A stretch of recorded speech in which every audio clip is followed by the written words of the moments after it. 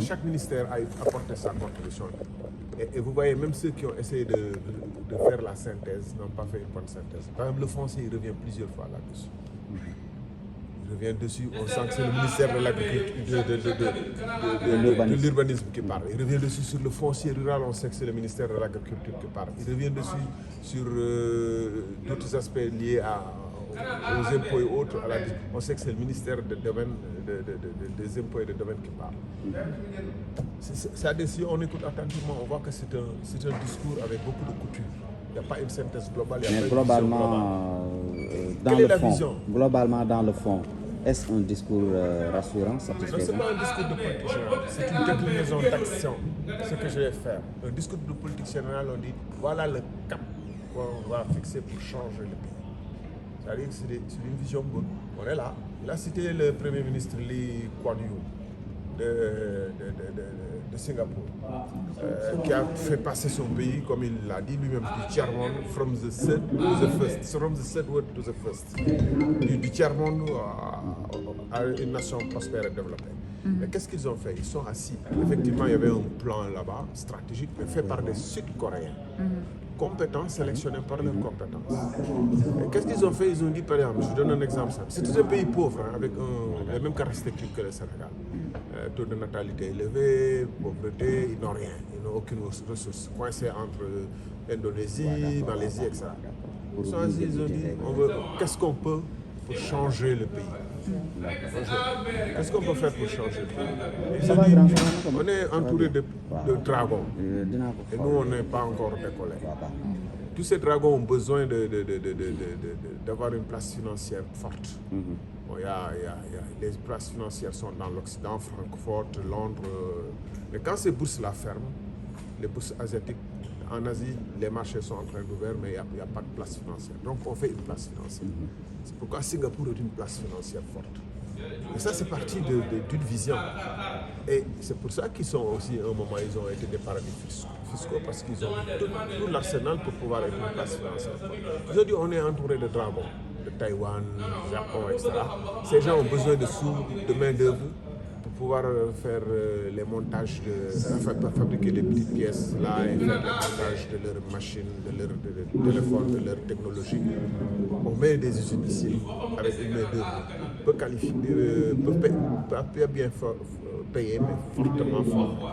Alors, toutes ces nations sont venues faire de Singapour une usine de montage. Et maintenant, le monde entier dépend de Singapour pour les puces électroniques. Si Singapour arrêtait de faire les puces électroniques, l'Amérique aurait des problèmes. Aujourd'hui, Singapour est la première nation en matière de mathématiques. Les élèves sont les meilleurs en maths. C'est une vision. Singapour n'avait même pas d'eau. C'est-à-dire que leur eau provenait de Malaisie par le détroit de Singapour.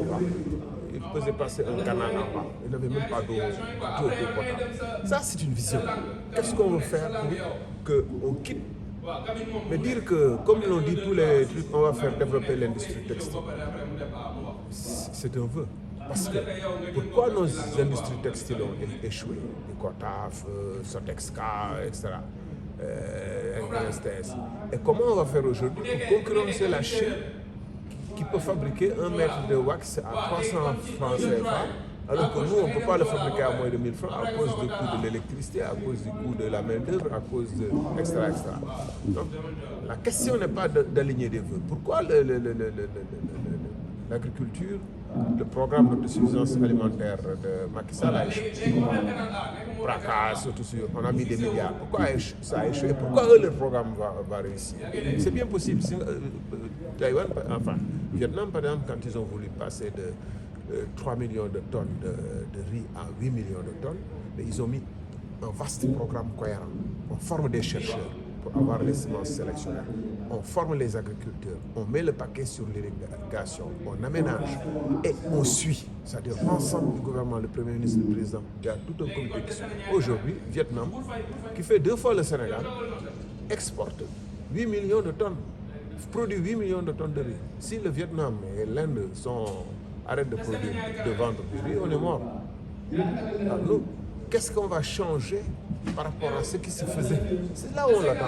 Ce qui se faisait était mauvais, ça c'est clair. Là, nous changé pour qu'on fasse mieux. Ça, on l'a pas entendu. D'ailleurs, vous voyez bien que ces Mais gens, concernant ce point, parce qu'ils sont dans une situation financière désespérée. Les FMI, les autres ont arrêté les financements parce qu'ils ont voulu, disent-ils, jouer à la transparence. Ah, ok, on joue la transparence, on s'ampute le bras. Ok? Les dons provenant des autres pays, estimés à plus de 360 milliards ou 400 milliards l'année dernière, cette année 2024, c'est 65 milliards qu'on a reçus.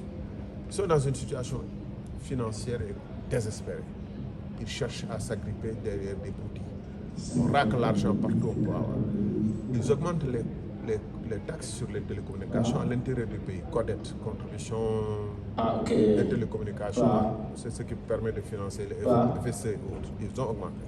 Maintenant, pour les appels entrants, moi j'étais directeur général de l'AMP quand ça a été enlevé. Abdou Karim Sall est venu, il a trouvé ça. Pourquoi on avait enlevé ça?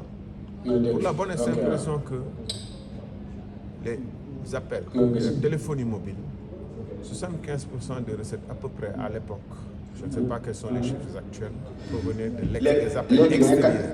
Les gens qui appelaient de l'extérieur. Vous voyez? Et donc, 75%.